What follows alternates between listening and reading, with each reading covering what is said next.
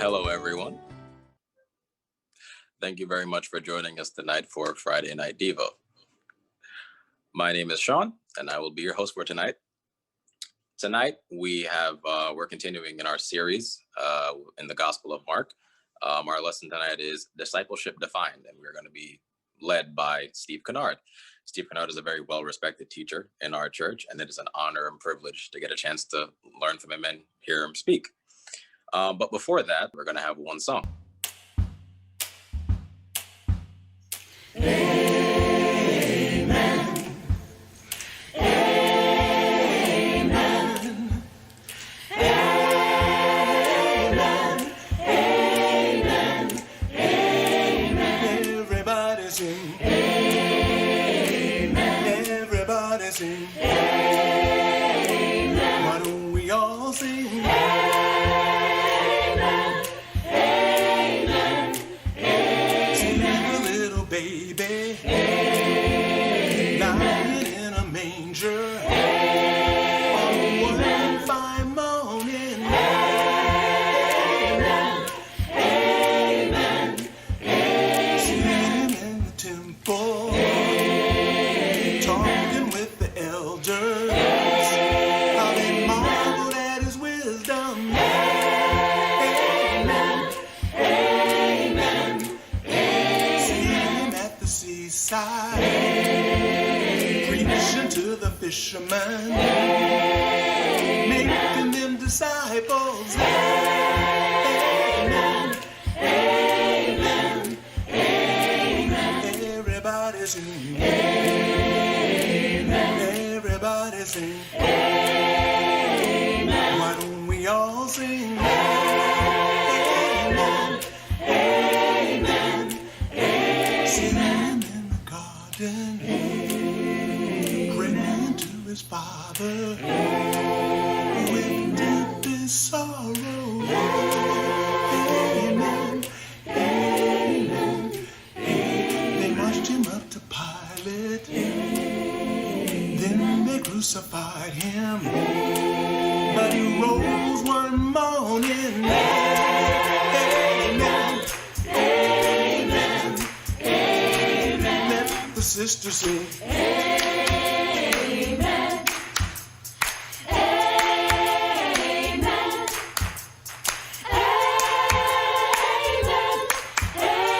Amen. Amen. Now the brothers sing. Amen. Amen. Mercy. Amen. Amen. Amen. Everybody sing. Amen. Come on. Amen. Amen. Amen. Now it's time for Steve Kinnard to come on and give us his wonderful lesson. Steve? Welcome, everyone. Obviously, there are a lot of things we could talk about tonight, but we're trying to make our way through the Gospel of Mark. And tonight's lesson is a lesson in which we are really at the core of the Gospel of Mark. And so I hope that all of us will be able just to focus in on this lesson and see what Mark has to say. What we did last time was we talked about the first in a series of 3 prediction cycles that Mark is going to give in Mark 8, 9, and 10, which is really the center of his gospel. And in these prediction cycles, what Jesus does is he predicts his death and his resurrection. The disciples misunderstand it, and usually, each time in a way in which is very obvious, they don't understand who Jesus is. But Jesus doesn't give up on them. He keeps teaching them. And we saw at the beginning of that was the story of the blind man of Bethsaida, who Jesus gave a second touch of grace to. And that is an image of what he's going to be doing with his disciples in this section right here, giving them a second and a third touch of grace. And it's great because he continues to do that with all of us in our lives as well. And so what we're going to do tonight is we're going to look at the second and third prediction cycles We're going to close it out, as Mark does, by looking at another story of a blind man. This is the story of the blind Bartimaeus in Jericho. And so Mark begins this section here in chapter 8, the story of a blind man. He's going to end the section with the story of a blind man. And in the middle, Jesus is trying to get his disciples who don't see him clearly to see him clearly through his predictions and also more teaching on discipleship. And by doing that, it also helps us as readers, the first century readers, and us even today, to understand more of who Jesus is and to sort of take the blinders off and really see who Jesus is. So that's what we're going to be doing tonight. And I really feel like that this is an essential part of the Gospel of Mark. So let's start in Mark 9, verses 30 and following. And I want to just read verses 30 through 37. This is a short, quick demonstration of what I'm talking about. It's the second prediction cycle. So I'm going to read it and then I'll go back and talk about it a little bit. And I'm reading from my own translation. So if you don't follow it exactly in your Bible, that's the reason why. Okay, in verse 30. They left from there and went throughout Galilee. This is Jesus and his disciples. And Jesus did not want anyone to know about it. He taught his apprentices, saying to them, "The Son of Man will be handed into the hands of men, and they will kill him. After he has been killed, 3 days later, he will rise." That's the prediction. Now, the misunderstanding. But they did not understand his words, and they were afraid to ask him about it. We go on down to verse 33. They arrived in Capernaum. After entering a house, he questioned them, what were you arguing about on the way there? They remained quiet because on the way they had been arguing about which of them was the greatest. So they misunderstand, but they misunderstand in a gigantic way. Jesus is going to be the suffering servant. He's come to lay down his life for people, all of humanity, and yet they're arguing about who's going to be the greatest. So what does Jesus do? He doesn't give up on them. He keeps working with them. In verse 35, he begins to teach them.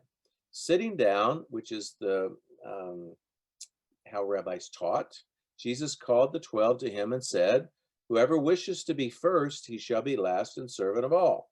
He took a child and set the child in their midst, and he gave the child a hug and said to them, "Whoever welcomes one of these children in my name welcomes me. Whoever welcomes me does not only welcome me, but my Father who sent me."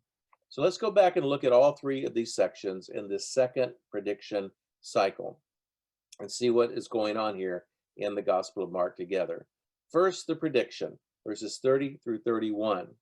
He was very specific, and in each time he's going to be very specific with his disciples because he doesn't want them to miss it.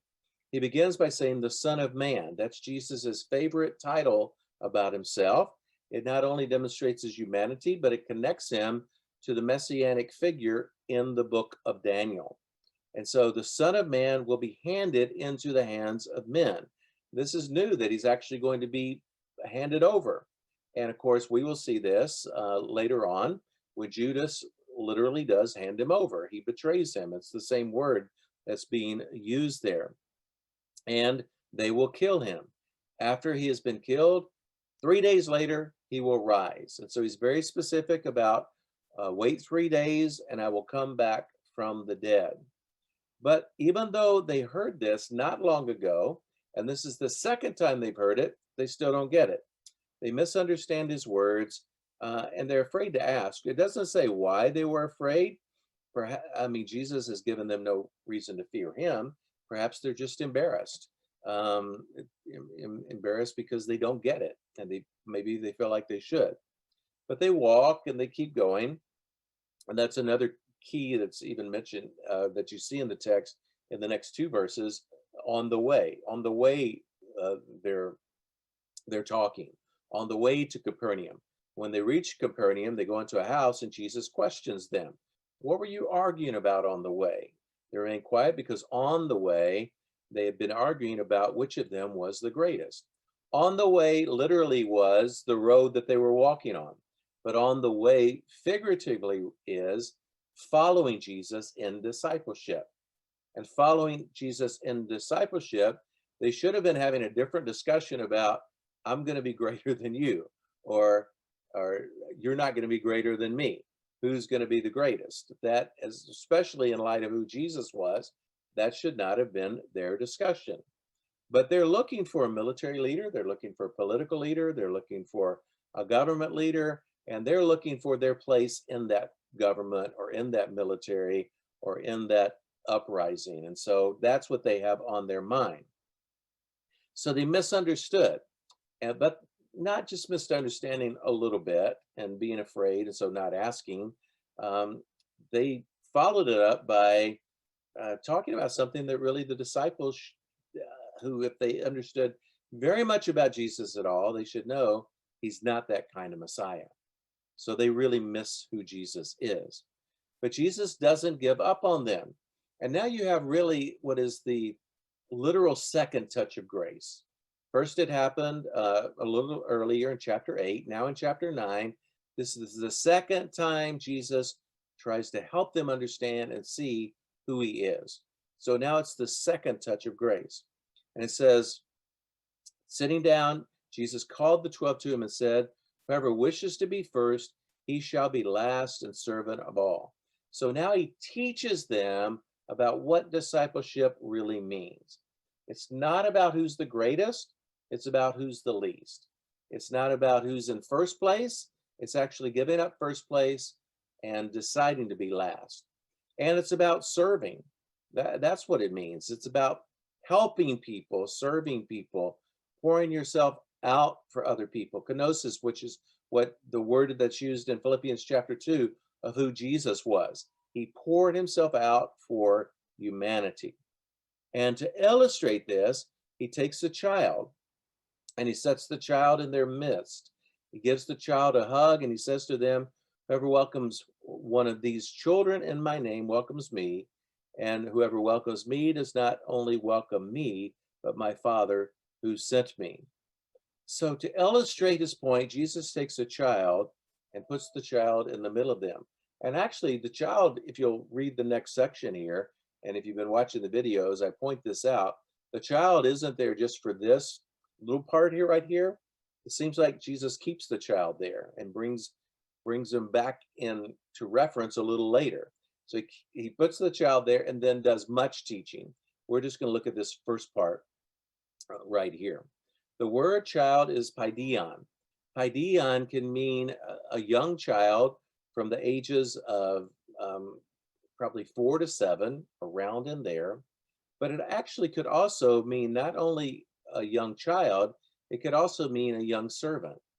And he might very well have brought a young servant and sat the servant there.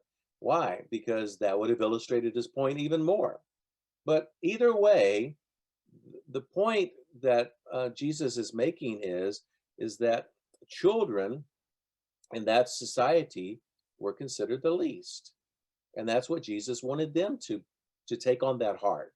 If you're going to be, if you consider yourself greatest, be least. Be the servant of all. Marina and Roba, in their book on childhood, or it's actually on ancient society and Roman society, they write this about children.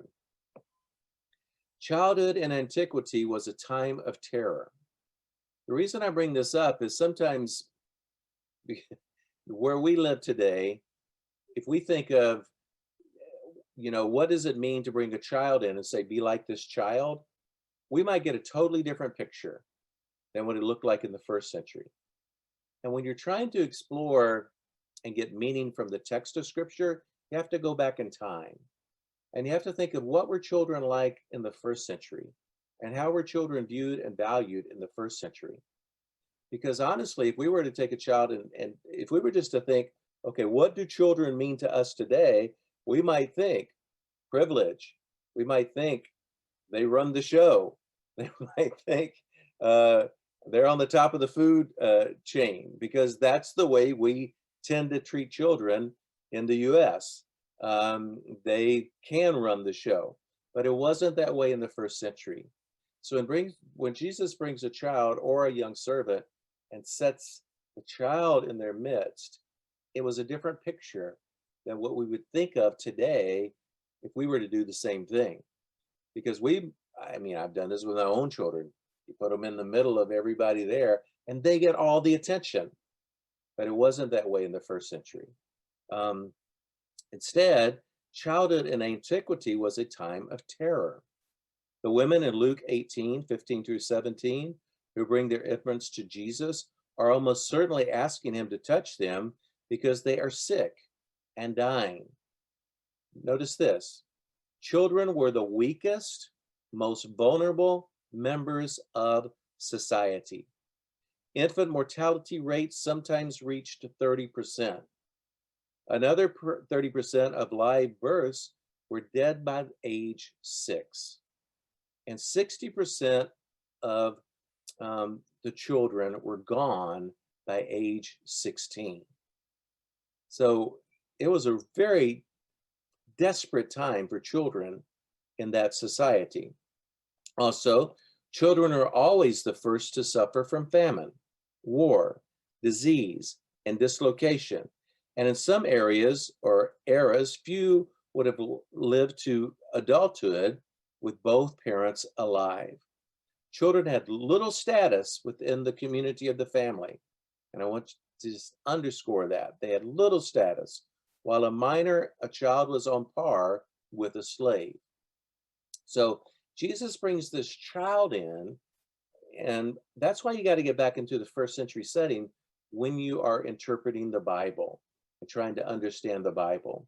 Because if we just interpret the Bible in light of the way we look at children today, we're going to miss it.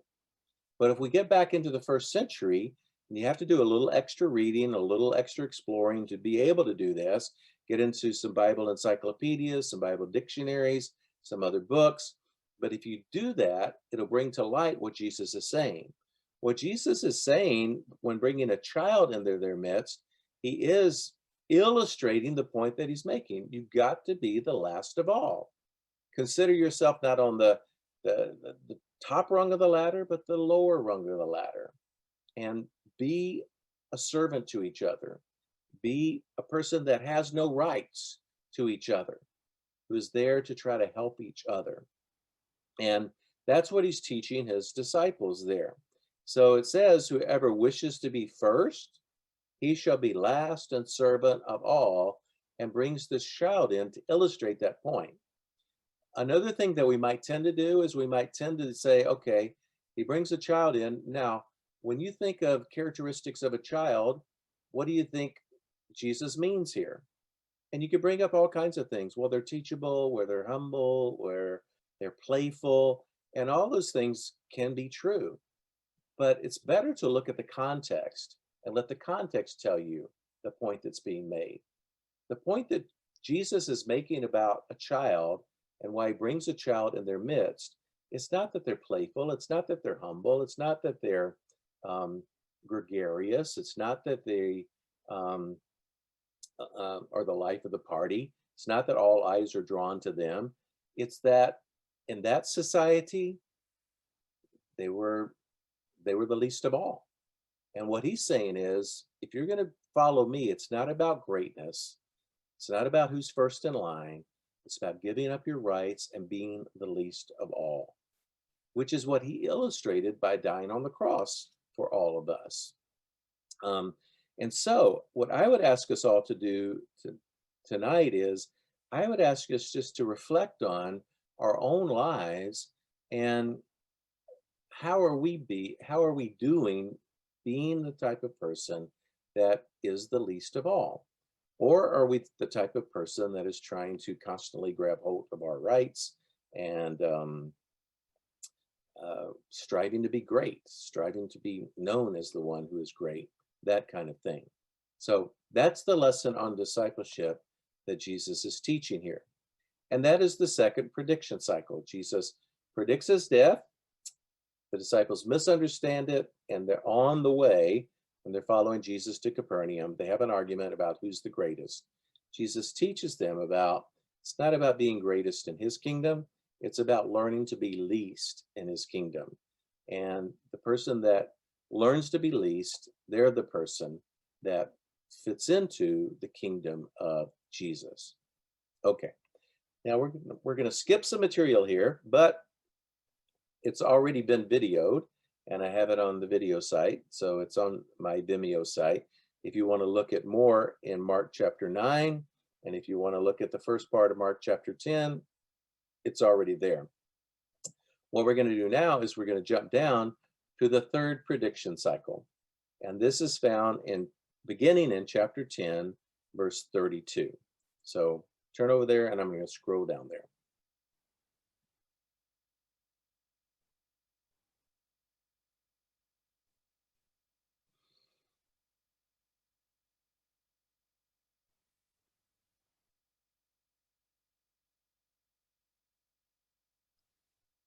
Okay, so now we're at Mark 10, verse 32, and we're going to first look at Mark 10, 32 through 35, and we're going to look at the third prediction cycle. Then I want to close out by looking at the story of blind Bartimaeus in Jericho, and that'll be verses 46 through 52, and we'll close out this section of Mark by looking at the second story of a blind man. But before that, the third prediction cycle.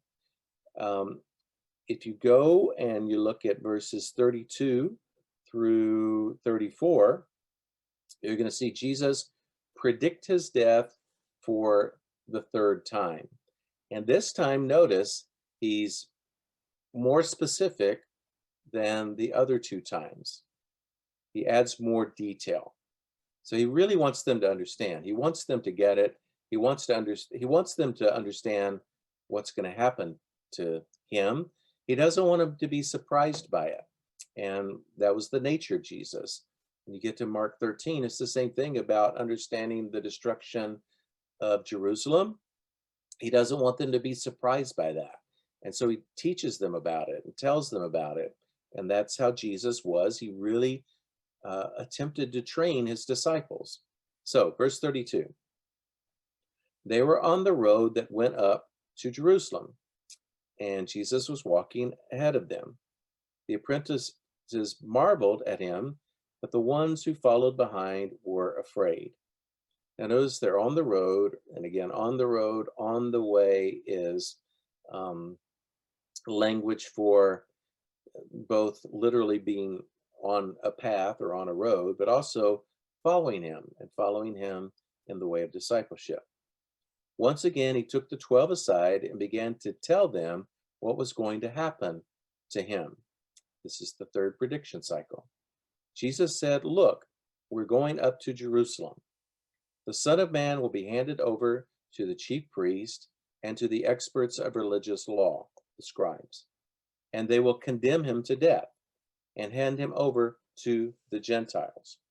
They will ridicule him, spit on him, scourge him, and kill him. And after 3 days, he will rise." So Jesus predicts his death again. This is for the third time, but he's much more specific this time than the other two times. He again uses the title Son of Man, his favorite title about himself. He mentions specifically the chief priest and the scribes. That before it talked about him being handed over, but now handed over to the chief priest and the scribes, and they're going to condemn him to death. They're the ones that are going to put him on trial. But they don't have the power, and it's amazing he tells this detail even before it happens. They don't have the power to actually condemn him to death, so he's going to be handed over to the Gentiles or the Romans.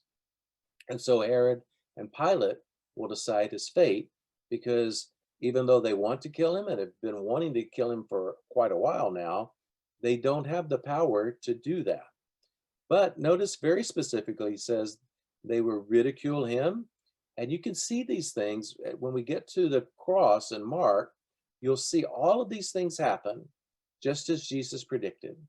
They will ridicule him, spit on him, scourge him, and kill him.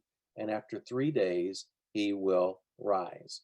Each time he talks not just about his death, but also about his resurrection. So this time he mentions the Jewish hierarchy. He also mentions the Gentiles or the Romans, and he gets very specific about what's going to happen to him in his at the crucifixion while he's on the cross, well, before and while he's on the cross. So, do the disciples get it this time? Do they understand that they are with someone who is about to die? Do they understand that Jesus as a Messiah is not going to be like King David, riding in on a white horse and a military leader, political leader, who's going to basically kick the Romans out of the land? He's not going to be like the Hasmonean leaders, like Judas Maccabeus, who started war and rebellion against Rome to try to get Rome out of the land. That's not the type of leader. That's the type of leader they were wanting, but that's not the type of leader Jesus was going to be. He was going to be the suffering servant of Isaiah 53. He was going to be like a lamb who is brought for sacrifice, the Passover lamb. And he was going to lead not through strength and power, but by humility and by love and by service, which is still the way that his kingdom ought to be led and ought to portray that type of persona to the world around. So verse 35, do they get it? Do they understand? Well, 35 through 39 shows us that no, they do not. And again, they miss it quite badly. James and John, the sons of Zebedee, went up to him saying, now he's just, get this, he's just predicted his death and how it's going to happen with the ridicule, being spit upon, being scourged. He says, teacher, grant us this favor. Do whatever we ask you to do for us. So Jesus, grant us a favor, as if Jesus is a genie in a bottle. Grant us our wish. We got something that we want you to do for us. Jesus said to them, what favor do you want me to give to you? And then in verse 37, allow us to sit next to you in your glory, one on your right and one on your left. And so they're still looking for a king who's going to be on the throne, and he's going to have somebody on the right of the throne and on the left of the throne, and they want those places. But Jesus says in verse 38, you do not understand what you ask. Are you able to drink the cup that I drink, or be submerged in the immersion with which I am engulfed? They misunderstand it so much. I mean, Jesus is talking about suffering. That's the cup he was going to drink. He's been very clear 3 times that that's his cup. But they say, we are able. Yeah, we got this. We're ready. We're ready to go. They just do not understand. But then Jesus, again, he doesn't give up on them there. He's given a second touch of grace and now a third touch of grace, because he's going to keep working with them and he's going to teach them. And he does that in these next few verses here. The second half of 39. But Jesus said to them, you will drink the cup I drink and be submerged in the immersion in which I will be engulfed. But to sit on my right or on my left is not mine to give, but it is for those to whom it has been prepared. And has been prepared means that God is preparing it, and God's going to make that decision. When the 10 heard about this, they became angry with James and John. And notice that James and John aren't the only ones that miss it, and they're not the only ones that misunderstand Jesus, because when they heard this, what they should be thinking about, and they should be challenging James and John, don't you get it? Don't you understand? He's been talking about his death. He's going to Jerusalem to die. You shouldn't be talking to him about that. But instead, it says that they were angry with James and John, and the reason probably is that they didn't think of it first. They didn't they wanted to be in on this. So Jesus called all of them to him when he sees them arguing about this. He calls all of them and he says, and he teaches them this. So we've had the prediction, we've had the misunderstanding, now we're going to have the teaching. You know that those who recognize as rulers of the Gentiles lord it over them, and their great ones exercise authority over them. It should not be this way with you. So he's saying, sitting on my right and my left, you're looking for power, you're looking for authority. That's the way the Gentiles do it. That's not the way I do it. It should not be this way with you. Whoever wishes to be great will be your servant, and whoever wishes to be first will be slave of all. For even the Son of Man did not come to be served, but to serve and to give his life as a ransom for many. So Jesus basically reiterates the same teaching that he gave before when he put the child in their midst.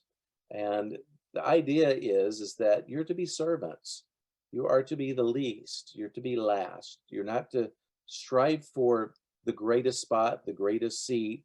You're to give that to somebody else so that you can serve. Let me just mention one or two other things, and then we're going to move on to blind Bartimaeus. One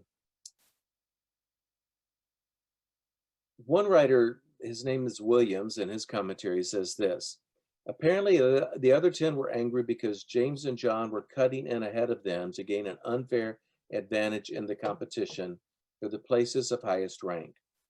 All of this, the request of James and John and the angry response of the other disciples, demonstrates the continuing need for instruction on what it means to be great in the context of the kingdom of God. And so Jesus teaches them what it means. And what it means to be great is to be a servant. Jesus uses the word dikaios here. Dikaios is a word that means to serve, but it's also the word that means minister and is often translated as minister. But it's ministering by serving. It's the person who serves food at tables, who waits on guests, who makes sure that needs are met. And that's how Jesus envisions leadership in his kingdom. It's all about serving other people. And that's what he wants his disciples to understand. So let's close out by looking at the story of blind Bartimaeus. It's found beginning in verse 46. Remember, back in Mark 8, we started with the blind man of Bethsaida, who Jesus gave a second touch of grace to so that he would see. Through the next chapters, 8, 9, and 10, we've looked at the disciples missing the prediction of Jesus every time.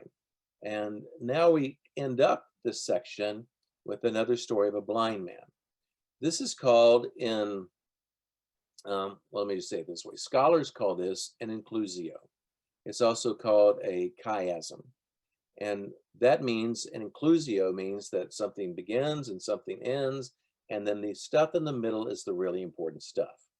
And in this case, the stuff in the middle is about discipleship, and it's about who Jesus is as Lord. And that's the really important stuff that Mark is trying to drive home here. But to illustrate that, he begins with the story of a blind man and ends with the story of a blind man. And even though the blind men physically could not see Jesus, they spiritually understood him better than those who could see. The 12 who could see understood him. And that's the point that Mark is making. So now they came to Jericho. Jericho is actually the lowest city on earth, and it's the oldest. Well, it and Damascus in Syria spar for the title of the oldest continually occupied city on earth. It sits at the bottom of the Rift Valley, some 1,300 feet below sea level. And to get up to Jerusalem, you have to climb to 2,500 feet above sea level. So it's quite a climb to get up to Jerusalem from Jericho. There was water there, there was an oasis there, and so a community was built around that oasis. They come to Jericho, which means they come through the Jordan Valley, and now they're about to climb up to Jerusalem. As he was leaving Jericho with his apprentices, a large crowd followed him. The blind beggar named Bartimaeus, the son of Timaeus, sat by the road. When he heard that Jesus of Nazareth was there, Bartimaeus began to cry out, saying, "Son of David, Jesus, have mercy on me." Now notice the title that he uses for Jesus. It's not Son of Man, it's Son of David. So he is looking at Jesus as a kingly figure. And he says, "Have mercy on me." But the people rebuked him. Many people rebuked him. "Be quiet," they said. He cried out all the more, "Son of David, have mercy on me." Jesus stopped and said, "Call him here." They brought the blind man, saying to him, "Have courage, get up, he calls you." Casting off his outer cloak, he jumped up and came to Jesus. Answering him, Jesus said, "What do you wish I should do for you?" The blind man said, "Rabboni, I want to receive sight." Notice he doesn't say, "I want to be greatest." He's not arguing about which side of the throne he's going to be on. He wants to see. He wants to see, which really is what the disciples should have been asking for. Help us to see you as you really are. Jesus said to him, "Go, your faith has saved you." Immediately he received his sight and he followed on the way. So just a couple of things that I want to mention here. One commentator that I was reading made an interesting point in verse 50. It says, casting off his outer cloak, he jumped up and came to Jesus. The outer cloak was, it was what a blind beggar would have used to put out in front of him to get alms and to get a contribution. As people walk by, he would call out and they would throw coins into his outer cloak. In other words, it was like his workplace. But what he does is he just cast it aside. He cast it aside and cast aside his means of livelihood to get to Jesus and to get there faster. And so he leaves that behind and goes to Jesus. Notice that when he gets there and Jesus, this time Jesus is the one that says to him, and look at the wording, it says, "What do you wish that I should do for you?" Remember James and John? Jesus, can you do us a favor? Now what Jesus is saying, what favor can I do for you? He's offering him a favor. But instead of asking for greatness, or instead of asking for a seat at the right or the left, he simply says, I want to see. Help me to see. He doesn't ask for glory. He doesn't ask for fame. He just asks for sight. And what if the disciples had done that instead? What if they had asked for sight, insight into who Jesus really was? And then the last thing that I want you to see about this blind man is that Jesus said to him, "Go, your faith has saved you." Immediately he received his sight. And so now he's got what he wanted. Jesus says, "What favor can I do for you?" He says, "Give me sight." He's got what he wanted. And he says, "Go." This is Jesus. "Go, your faith has saved you." But notice he doesn't go. He doesn't just run away with his sight and leave Jesus. It says he followed Jesus. And where does he follow him? He follows him on the way. And where does the way lead for Jesus? For Jesus, the way it goes up that 3,000 plus feet climb to Jerusalem, where he's going to die. He follows him on into Jerusalem, which is what every disciple must do, is that we must follow Jesus into Jerusalem, and we must take up our cross as Jesus took up his cross. And there is really a big point of all of this is there is no discipleship of Jesus without a cross. So he follows Jesus to Jerusalem, which leads to Golgotha, which leads to a cross, which leads to a death, which leads to a resurrection, which leads to a fulfillment of all three of his predictions. Jürgen Moltmann, who's a German scholar, in his book called Experience of God, says this: Christ's passion does not just begin when he is taken prisoner and tortured by the Roman soldiers. It begins at the moment when he resolves to go to Jerusalem with his disciples. His passion for the messianic future, which he had brought to living expression in the gospel for the poor, in the healing of the sick, and the forgiveness of sins, was bound to come up against its most determined enemies in Jerusalem, where its strongest opponents were the priests of Jesus' own people and the Roman forces of occupation. So the threat that the Son of Man must suffer many things and be rejected hung heavy over the road to Jerusalem. And that's the exact road that blind Bartimaeus follows Jesus on. And if we're going to be disciples to Jesus today, then we're going to have to walk that same road with Jesus, which is really the point of this middle section of Mark. There is no discipleship of Jesus without walking the way to the cross and taking up our own cross and following him.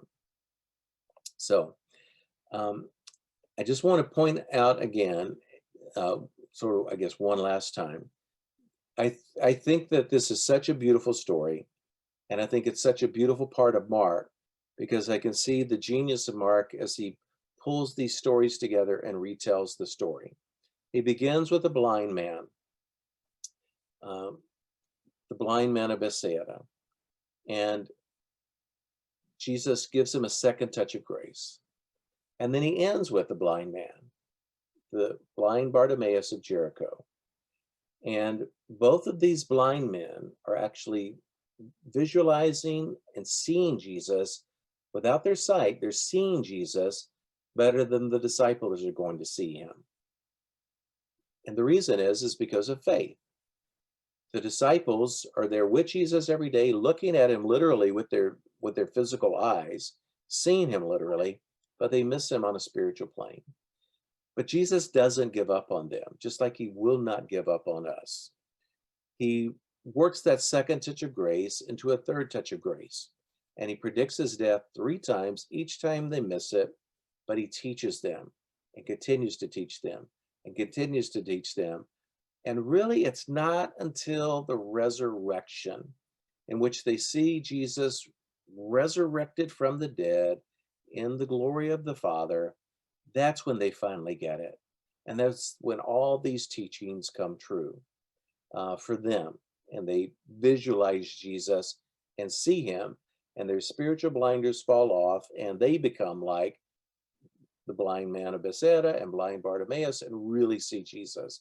It's after the resurrection.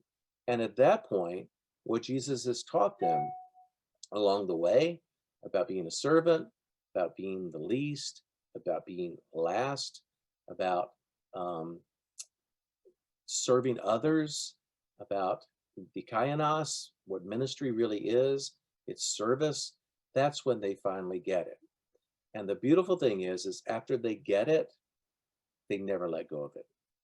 After they really get it, they will live their lives out as servants of Jesus, serving humanity and helping other people to come to Jesus.